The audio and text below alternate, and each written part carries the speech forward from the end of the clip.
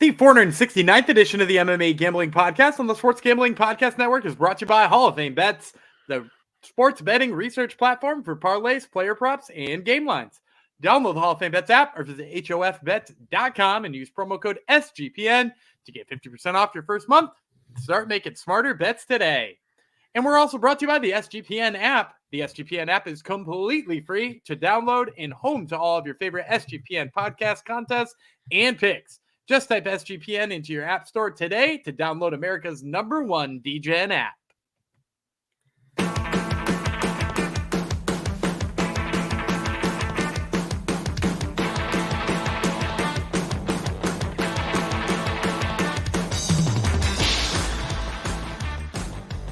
Howdy ho, Degenerinos. Welcome to episode 469 of the MMA Gambling Podcast and the Sports Gambling Podcast Network. Obviously, 469 has to go out to Billy Madison. Thank you for coming to the show. I'm one of your hosts, Jeff Chalks Fox. This is our second half of our UFC 296 preview. We're going to do all the main card pay-per-view portion fights today, and then we will do our locks, dogs, props, parlays, all that fun stuff at the end of the show. So stick around to the very end. And if you haven't listened to yesterday's epic episode, we broke down all 9 prelim fights. So make sure you get that in your ear holes and or your eye holes before the fights roll around on the weekend as well. Let's bring in the co-host, the co-conspirator, the one and only Daniel Gumby Vreeland. Hello. Do you know, I think you dedicated episode 69 to Billy Madison as well? Is it? It happened. I haven't matured in 400 episodes since then. So there you go. Makes perfect sense. Good for you. Good for you. Never Good change. for me. Never change. Hashtag never change. Thoughts on the main pay-per-view portion of the card, Gumby? I mean, a good one. A lot of prospect dumb about to cash over, I think. And, one title fight I was really pining for, and one title fight I didn't want at all, but is at least very intriguing stylistic. Yeah, it's true. Very, very true. Should be a fun fight card. Surprised by any lines on it or not? Everything. No, they're right up. They're right about where I thought they'd be. Okay, cool. Let's get cracking, shall we? We'll start with this fight. This episode is going to fly by after doing 9 fights last episode. This one's only 5, so it's going to be a quick breeze through the main card, unless we get in an argument about a fight. Who knows? Maybe the first one. Who's to say? Welterweights. Vicente Luque versus Ian Machado Garry. The man does cause a lot of arguments, Mr. Machado Garry. Tell you about Luque first. The silent assassin does not cause any controversy. He's a silent assassin after all. He's 22-9-1, 11 knockouts, 8 submissions. He's been knocked out once, submitted twice. 15-5 in the UFC, 1-2 over his last 3. He did win his last fight. 1-1 in the Ultimate Fighter. Used to fight at middleweight. 2009 pro MMA debut. Inch reach on Garry. He's barely outstruck his UFC opponents. Plus 0.02 is his strike differential. Plus 290 is the number on the board for him. Ian Machado Garry, the future. People have other nicknames for him currently, but he's still going by the future. 13-0, 7 knockouts, 1 submission. He's won 6 straight fights. Was the Cage Warriors a champion before this? 4 inches height, 6 years younger than Luque. Better striking stats, more active landing strikes. He's outstruck his UFC opponents by plus 3.09 strikes per minute. So very impressive there. Minus 345. Gonna take Garry. Not a huge fan of the number or any number that high, but I will take him. Luque, even though he did win his last fight, you got to be concerned about the damage he's taken. He had brain issues and he's getting up there in age. Plus, Garry really has not shown any reason not to pick against him at this point. He seems to be improving with every fight, living up to the future nickname. So give me Garry here, but I'm probably going to shy away from a line this big. I've been a Garry hater for a really long time. And even I'm going to say, first of all, he's getting more hate right now than he deserves. Oh yeah. None of it's his fault. I'm not really paying attention to it, but yeah. Yeah. I mean, like, and don't get me wrong. He's like trying out to do the brash post-fight interview thing. Yeah. And like, but like, not to get this much hate. Like No. he's not any cockier than like, we've seen from Brian Kelleher in post-fight interviews, right? Boom. Like that's pretty mild in my opinion. So I as far as stylistically, I like Ian Garry in this fight quite a bit. And really all I needed to do to remind myself why I like Ian Garry in this fight is that Vicente Luque had a lot of trouble with RDA in the first round of his last fight. And RDA is not a long welterweight, right? Like No. RDA has fought at lightweight. And in addition to that, the things that bothered Luque in that fight were the length in the kicks of RDA. Like RDA went up top with head kicks in that first round and did very good. He also backed Luque down to the cage a bunch of times and let go. And I think that is a really alarming sign when you're about to fight Ian Garry, that like the length and pressure and head kicks of a lightweight gave you a lot of trouble. And yes, Luque did then eventually build success and win that fight fairly easily. But like, if he gets hit by Ian Garry, is there going to be a later? That's the big question. And I don't know. The answer is yes. So I'm going to go with Ian Garry here. Yep. Garry is the pick. All right. No disagreeing thus far. Lightweights, Tony Ferguson versus Paddy Pimblett. We better not argue here, but who knows? Gumby is a Ferguson lover. You never know. El Cuque is 25-9. El Cuque? El Cucuy. I know. I always say it wrong. I know. El Cuy is 12 knockouts, 8 submissions. He's been knocked out twice, submitted 3 times, 15-7 in the UFC. He's lost 6 straight fights, 3 straight via finish. He's not won since June of 2019. Used to fight at welterweight, 3-0 in the Ultimate Fighter, and the champion of that season was a regional champion. 2008 was his pro MMA debut. Was a wrestling champion as well in college. An inch of height, 3 inches of reach on Pimblett. More active landing strikes than Pimblett is. He's outstruck his UFC opponents by 0.72 strikes per minute. He's at plus 250.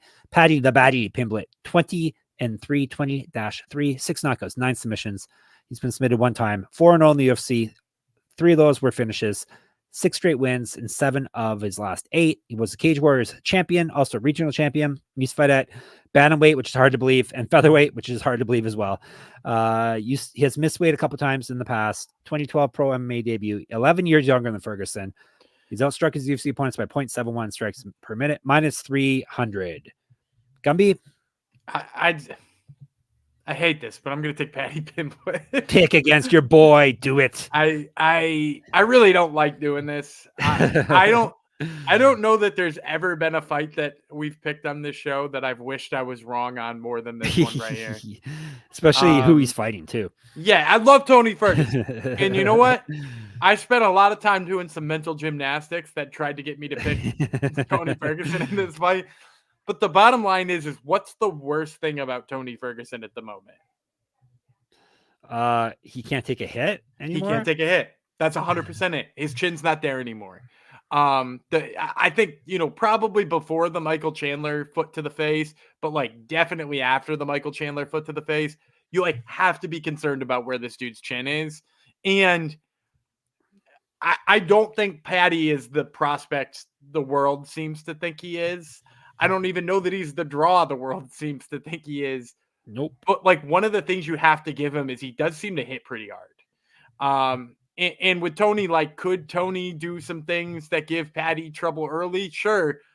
But unless you think Tony is going to take him out in the first, like, what is his path? Like, he's going to be tired. I mean, I guess he's training with David Goggins now, who I Googled after, after Monday's show. Okay. Now I know who David Goggins is. So, like, yeah, maybe he goes in and, like, does a little bit better cardio-wise, but, like, he's still not going to outwork him. If you don't think he's going to sub him in the first, I just don't know how he wins this fight. I think he winds up taking one here and getting knocked out. Yeah. Pimblett is not a prospect, first of all. But yeah, he's better than Tony Ferguson at this point as well. So UFC knows what they're doing, making matchups like this. So Pimblett, Paddy the Baddy is the obvious pick here. Probably via finish. We'll see. We shall see. When we get to the prop time, perhaps. All right, let's go to perhaps another squash match on the card. Welterweights, Shavkat Rakhmonov versus Stephen Thompson. We'll tell you about Wonderboy Thompson first. Age before beauty, 17-6-1, 8 knockouts, 1 submission. He has been knocked out 1 time, so he's very durable. The old man can take a licking. He's won 1 of his last 3, 3 of his last 5, 3 of his last 7. Won his last fight via TKO against Kevin Holland, for what that's worth. 2010 Pro MMA debut. Was a kickboxing champion before this. A mythical undefeated 1,000,000 kickboxing champion. He's outstruck his UFC opponents by 1.16 strikes per minute. He's at plus 475. No respect. Nomad is Rakhmonov's nickname. 17-0, 8 knockouts, 9 submissions. He owes us rounds. He's won 5-0 in the UFC. Multiple regional championships on his mantle. Correct. Get the shirt, sportsgamblingpodcast.com/store. Inch height, 2 inches reach on Thompson, 11 years younger than him. Better striking stats, more active landing strikes, and better grappling stats than Wonderboy. He's outstruck his UFC opponents by 1.84 strikes per minute. Minus 549. Obviously, Rakhmonov is our pick here. Sorry to see Thompson get done like this, but yeah, he's at this point in their careers, he's better than Thompson at anywhere this fight goes. So Rakhmonov is a killer, and he's fighting an old guy who's going to get a beating, sadly. So Rakhmonov's the pick. Well, and I think people have kind of said, the thing that's always been great about Stephen Wonderboy Thompson is his flashy striking and his ability to keep range and his ability to just sort of like strike fear into people's eyes and force them to work from range. Shavkat is not afraid. Shavkat is not afraid of whatever he's going to throw at him. Shavkat will close the distance. And if this happens in the clinch, on the ground, in the pocket, whatever it happens in, those are better places for Shavkat. And not for anything. I love Stephen Wonderboy Thompson. I've been a huge fan for a long time. He's not a guy who's still knocking people out at this time. That win over Kevin Holland was cumulative. It was not that big concussive blow that he had when he was ripping up the welterweight rankings. He's kind of more of a guy now who has an outfighting style, and it tries to stay, sort of pick and prod and move. And I just don't think that that's a real path to victory against Shavkat Rakhmonov. I think Rakhmonov is going to get in his face. He's going to force him to fight dirty. And I don't know that 40-year-old Stephen Wonderboy Thompson can fight a gritty fight anymore. I don't know that that's anything he could have won a long time ago or anything he can win now. So, give me Shavkat. Does Thompson beat him in his prime, you think? I mean, like, the Thompson that went in there and had, an absolute war with Tyron Woodley, maybe. Like that Thompson was really unbelievably good because he knew range. He could get himself out of clinches. He was going to take your head off every time he kicked you. And he's just not those things anymore, right? Like I don't have faith that he will work out of a clinch with Shavkat Rakhmonov here if he winds up in one. I think he's going to eat an elbow and possibly get taken down. Like ditto for, anytime he does land a kick. I don't think he's going to be landing some like big concussive kick here on Shavkat Rakhmonov. Nope, those days are over, sadly. So yeah, Shavkat is the pick here, as well as Underdog Fantasy. That is always our pick. Underdog Fantasy has a way to play alongside your favorite fantasy players all season long. NFL, NBA, NHL, college basketball, college football, MMA. They've got it all. Simply pick higher or lower on your favorite players' fantasy stats and cash in. You got to play for us, Gumby. Yeah, they've got their UFC 296 stuff up right now. One of the projections that jumped out to me, they got Tagiru Lambakov on there, and they've got him higher or lower than 1.5 takedowns. That's not takedowns conceded. That's him scoring takedowns. So definitely lower than that. I don't think he's going to take down Cody Durden even once. So yeah, give me lower than 1.5 takedowns on Tagiru Lambakov. Well, his name does end in Ov, so maybe that's what it's based off. You never know. All right, watch along. See if Gumby's right. Make your picks and maybe make a little cash over on Underdog's mobile app or website, underdogfantasy.com. And when you sign up with the promo code SGPN, Underdog will double your first deposit of up to $100. It's Underdog Fantasy, promo code SGPN. All right. Nothing but title fights here on out. We got a flyweight championship in the co-main event. Alexandre Pantoja versus Brandon Royval, a rematch. I'm going to tell you about Brandon Royval first. Raw dog, 15-6, 5 knockouts, 8 submissions. He's been knocked out once, submitted once. He owes us some finishes. He needs to be finished. 5-2 in the UFC. He's won 3 straight. Before that, he lost 2 straight. He's won 2 straight fights via finish. He's not lost since August of 2021. That was to Pantoja, the very same Pantoja who submitted him. Royval was the LFA champion before this. Used to fight at bantamweight, 1-0 World Series of Fighting as well. 2012, pro MMA debut. 4 inches height, 1 inch reach over Pantoja, 2 years younger than him. He's outstruck his UFC opponents by 0.82 strikes per minute. He's at plus 163. The Cannibal, Alexandre Pantoja, 26-5, 8 knockouts, 10 submissions, never been finished in a fight. These guys both owe us a finish here. He is 10-3 in the UFC, and he's a newly crowned champion of the world. This is his first title defense. He's won 4 straight fights in 5 of 6. He's not lost since July of 2020. He went 2-1 on the Ultimate Fighter. He's got multiple regional championships on his mantle.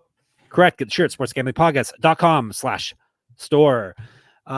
2007 was his pro MMA debut, so he's been around for a while. Better striking stats, more active landing strikes than Royval as well. He's outstruck his UFC opponents by 0.6 strikes per minute, minus 190. Go ahead. I'm going to go upset here. I'm going to go raw dog. I want to attribute a lot of that first fight to the fact that Raw Dog was coming back from a hellacious injury, and he did so way too quickly. That fight came, I want to say it was 8 months after he fought Brandon Moreno. And in that Brandon Moreno fight, he looked like he was doing well right until he was taken down, landed on his shoulder, clearly came out of joint, winds up with like a weird dislocation, TKO. All really upsetting, bounced back too quick, didn't seem to be himself. Because let's face it, one of the things about Brandon Royval is when he's striking, he looks deadly. When somebody tries to grapple him, he's got great scrambles, easy for me to say, great scrambles, and he gets back up when he isn't scrambling. You know, like great scrambles. He gets back up if it fails. He's got good submissions. There's so many things he does well on the ground. In that fight, he just didn't, which to me just looks like he's rusty. Since then, I mean, he went out there and absolutely tooled on Matt Schnell. He's looking great right now. I think his striking is even better than it was when he first started. That's always kind of been, even though I love his submission game, that's kind of been his best attribute is his Factory X, brand striking. I think he's going to hang with Pantoja better on the feet than he did the first time. I think the scrambles keep it on the feet, and I think Royval upsets him here. I disagree. Pantoja is my pick here. Better fighter all around, has beaten the man before. And when you look at who Royval has beaten to get to this point, it's not very impressive. Matthias Nicolau, that one's okay. That's impressive. Nicolau's a damn good win. He finished him. Yeah. Matt Schnell, Rogerio Bontarem, yeah, it's all right, but it's not the top of the food chain guys that Pantoja has been facing. So give me the incumbent to get a successful first title defense. But this, I have to say, this is impressive that Royval has actually fought his way to a title shot. I didn't see this happening for him. I thought he was just gonna be a fun fighter. Can I just say, like, you're gonna give all those wins for Royval, and you're not gonna say Kai Kara France by submission? No, like, I didn't go back that far. He submitted Kai Kara France after hurting him on the feet too, I might add. That does not help my argument, does it? Does it gonna be no? So why would I do that? Come on. Anyhow, we are disagreeing on that one. Let's go to the main event. Don't think we'll disagree here, but we shall see. Welterweight UFC welterweight championship of the world. Leon Edwards versus Colby Covington. Chaos. Covington, 17-3, 4 knockouts, 4 submissions. He's been knocked out once, submitted once. 12-3 in the UFC. Lost win over his last 4. He's not fought since March of 2022. That's a big thing for him. He's not lost since November of 2021. 2012 pro MMA debut. Grappling world champion, a wrestling champion in college. More active landing strikes than Edwards, better grappling stats than Edwards. He's outstruck his UFC opponents by 1.05 strikes per minute. He's at plus 140. Rocky Edwards, 21-3 with 1 no contest, 7 knockouts, 3 submissions, never been finished in a fight. 13-2 with 1 no contest in the UFC.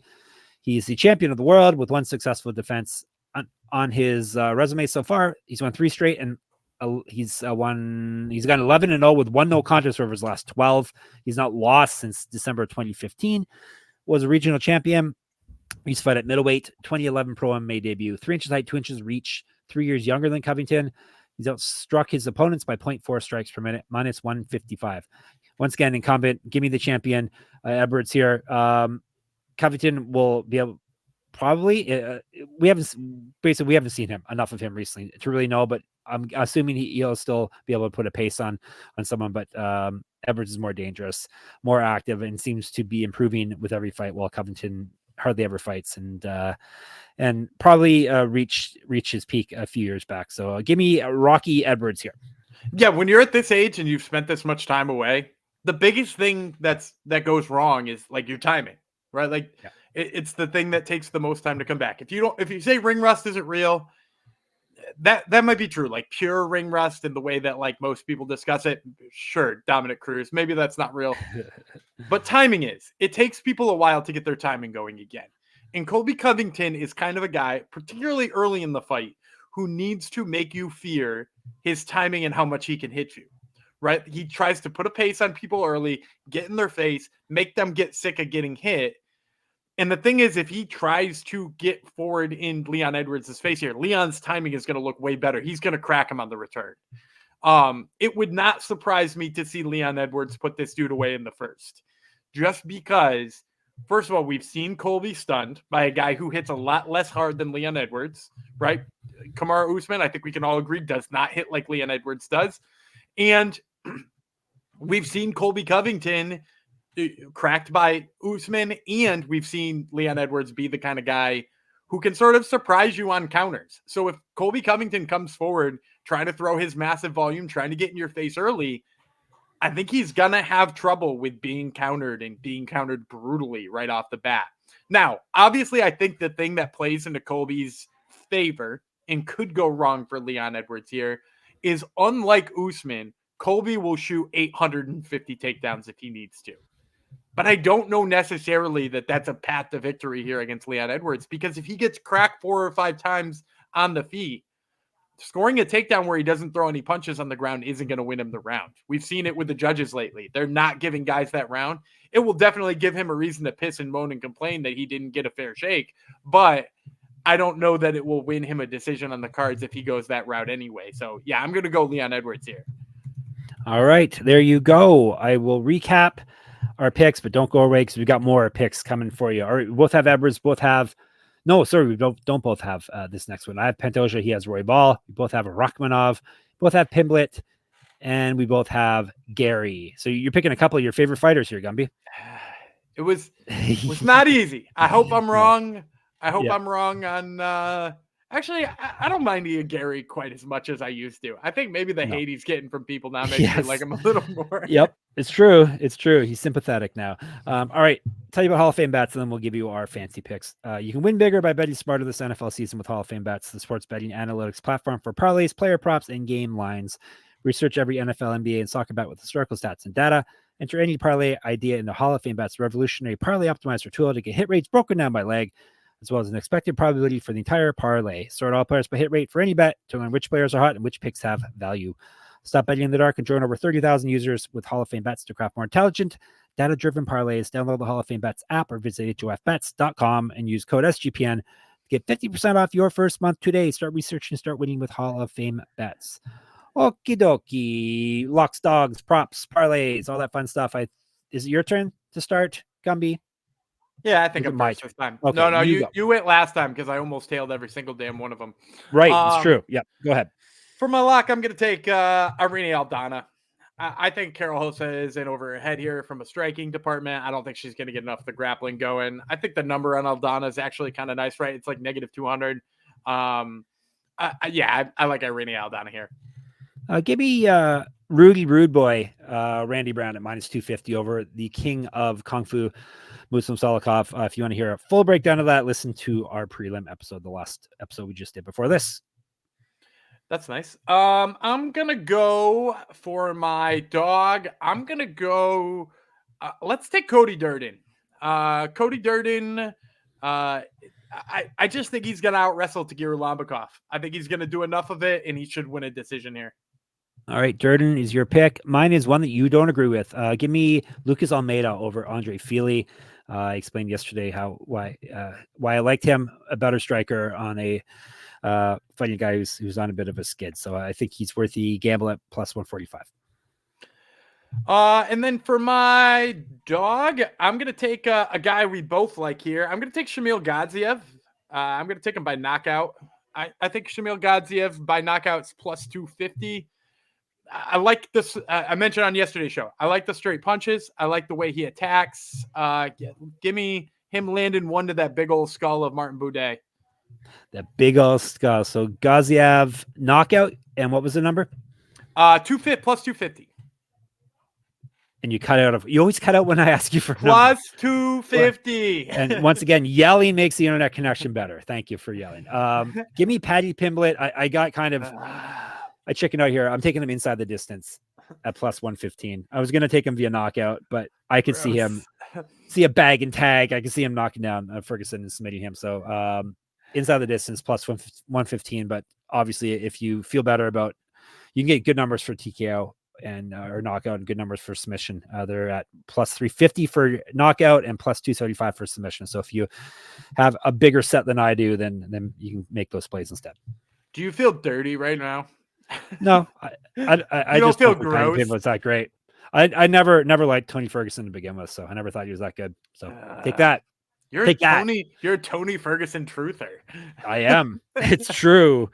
No, I guess he was good, but he got used up on his way to a title shot that he never got. So I just think he was never like, the thing about him is we see a lot of guys getting better as they go to the title. I think he was already his maximum during that run because he was already 33 or like something like that. Like he was already at the wrong end of his aging curve when he was reaching a title shot.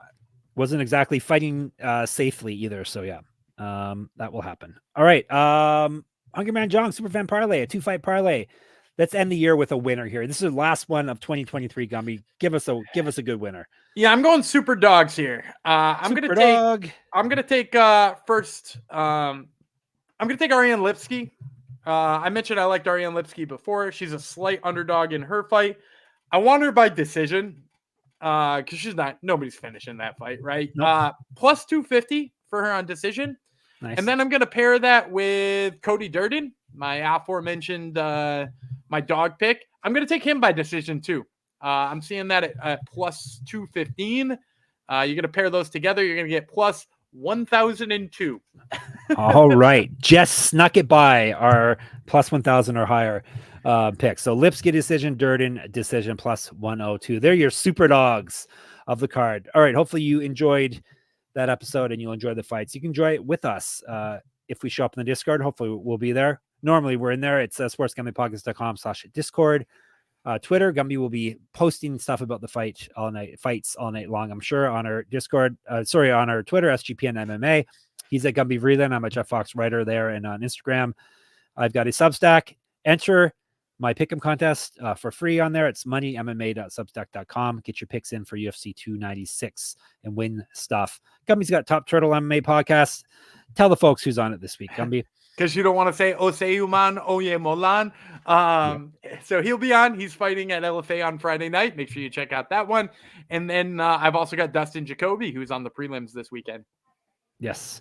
Excellent. I just saw on our Discord. I thought Garry was pulling out of the fight, but he's not showing up for the media day, is what they say. So another reason for people to hate him even more.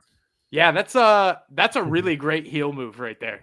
It is. That's a bold move, isn't it? Yeah. All right. Sportsgamblingpodcast.com. Obviously, you want to go there, and sportsgamblingpodcast.com/Patreon. We'll be back on Sunday with a recap, and we'll count all our money, and we'll recap how we did on the year. Gumby's actually going to get to do a victory lap here. We'll do all that on Sunday, but take us home, Gumby. All right. I'm Dana Gumby Freeland. He's Jeff Kooky Fox, and we will see you on Sunday.